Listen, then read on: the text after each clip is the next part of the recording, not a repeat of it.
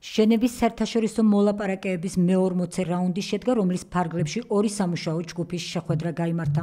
ქართველმა მონაწილეებმა დეტალურად ისაუბრეს საქართველოს ოკუპირებულ რეგიონებში უსაფრთხოების, ადამიანის უფლებებისა და ჰუმანიტარული კუთხით შექმნილ მდგომარეობაზე.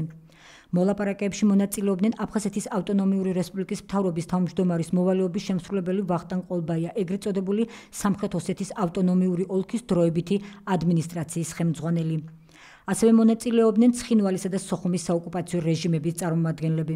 ჟენევის მოლაპარაკებებს დადებითად აფასებენ ქართული დელეგაციის წევრები.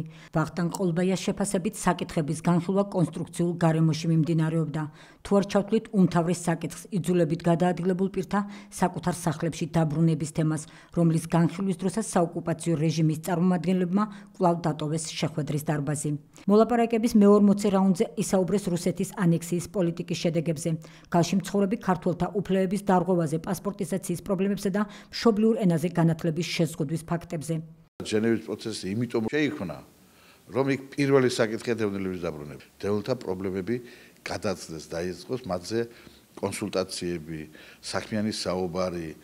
საბოლოო ჯამში დამთავრდა ამ საკითხთან დაკავშირებით იგივე დემარში და ადგენენ ამ მოლაპარაკების მაგიდიდან, მაგრამ მანამდე ჩვენ სხვა საკითხებთან დაკავშირებით ძალიან სერიოზულად მოვასწარით პროცესების განხილვა. გიგა 82-ას საკითხი დღეს ესე იგი არ მოიხსნება. ძალიან კარგად ჩაერთო როგორც სპეციალისტი ბატონი გოჩა ლორთქიფანიძე, იუსტიციის მინისტრის მოადგილე და საერთაშორისო სამართლის დონეზე თუ დაამტკიცა, რომ იქ არის დაუსჯელობის სინდრომი და ეს დაუსჯელობის სინდრომი დღეს თუ ხვალ სხვანაირად იფეთქებს და სხვანაირი შედეგები ექნება თვითონ აფხაზურ საზოგადოებაში. ამიტომ რა თქმა უნდა გიგა 82-ია საკითხი, გადასასვლელების დაკეტვის საკითხი ძალიან სერიოზული საუბარი იყო, განათლების საკითხებზე იყო ძალიან სერიოზული საუბარი იყო. იყო ბევრი პრობლემატური საკითხი განხილული, მაგრამ ამ ყველაფრის მიუხედავად შემიძლია დადებითად შევაფასო, იმიტომ რომ ბევრი საკითხი განხილვა მოხდა, მოვისმენთ პოზიციები, გამოვხატეთ ჩვენი დამოკიდებულება და მინდა კიდევ ერთხელ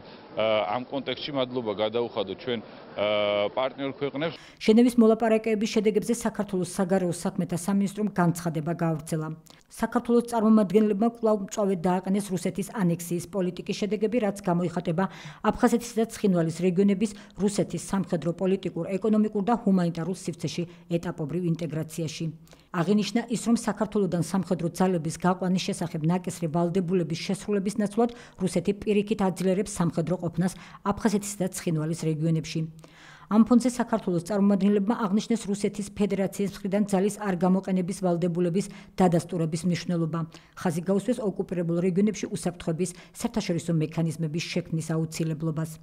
საქართველოსთან მონაწილეებმა დააყენეს ასევე საოკუპაციო ხაზზე უკანონო დაკავებებისა და გატაცებების მავნე პრაქტიკა და მოუწოდეს მონაწილეებს კვიპროსის მაგალითის მსგავსად პრაგმატული გზები გამოიძებნოს თავისუფალი გადაადგილების ფუნდამენტური უფლების უზრუნველსაყოფად. ყურადღება დაეთმო აფხაზეთის და ცხინვალის რეგიონებში მშობლიურ ენაზე განათლების მიღების აუცილებლობას. მონაწილეებმა საქართველოსთან დაგმეს ცხინვალში რუსეთის საოკუპაციო რეჟიმის გეგმები, გალის მსგავსად ახალგორის სკოლებშიც შეზღუდონ მშობლიურ ენაზე სწავლება, რაც ნეგატიურ ასახვას პოვებს ბავშვების განათლების ხარისხზე. ქართველმა მონაწილეებმა თანათავმჯდომარეებს, ამერიკის შეერთებულ შტატებსა და საერთაშორისო ორგანიზაციების წარმომადგენლებს სთხოვეს ქმედითი ზომების მიღება მსგავსი სცენარის განვითარების აღკვეთის მიზნით. განსაკუთრებული ყურადღების საგანს წარმოადგენდა გიგა 82-ას მკვლელის მართლმსაჯულების წინაშე წარდგენის აუცილებლობა, რაზეც მკაფიო პოზიცია გამოხატეს თანათავმჯდომარეებმა, თანამოდერატორებმა და ამერიკის შეერთებული შტატების წარმომადგენლებმა.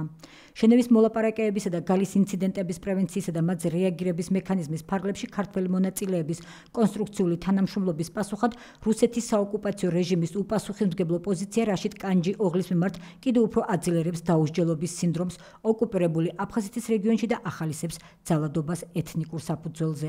ჟენევის საერთაშორისო მოლაპარაკებების მორიგი რაუნდი 10-11 ოქტომბერს გაიმართება.